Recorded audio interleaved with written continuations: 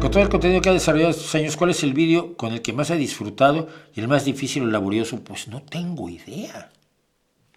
Yo disfruto todos, yo me lo paso muy bien. A ver, si esto fuera una labor de angustia y de preocupación y no lo haría. No soy masoquista para nada, no tengo alma de sacrificado. Yo lo disfruto muchísimo.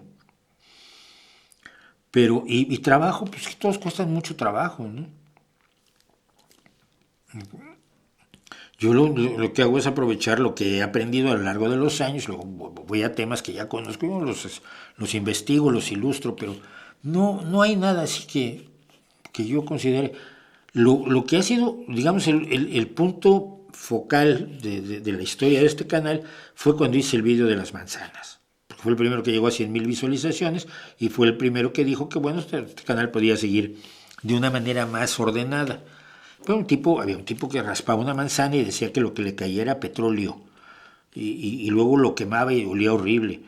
Y decía que los estaban envenenando. Entonces yo hice un pequeño video diciendo, no, mire señor, lo que tiene usted ahí es cera. Y todos los animales producimos cera para protegernos de la humedad. Si se lo hace con un plátano, también le puede raspar la cera al plátano, a la naranja.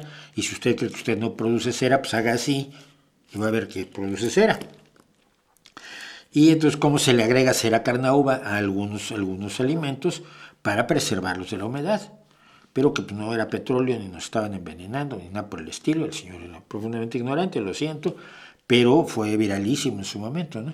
Y también atrás de él fue viral mi vídeo. Y a partir de allí me empecé a darle otra dirección a este canal, pero no porque fuera ni especialmente difícil ni especialmente divertido.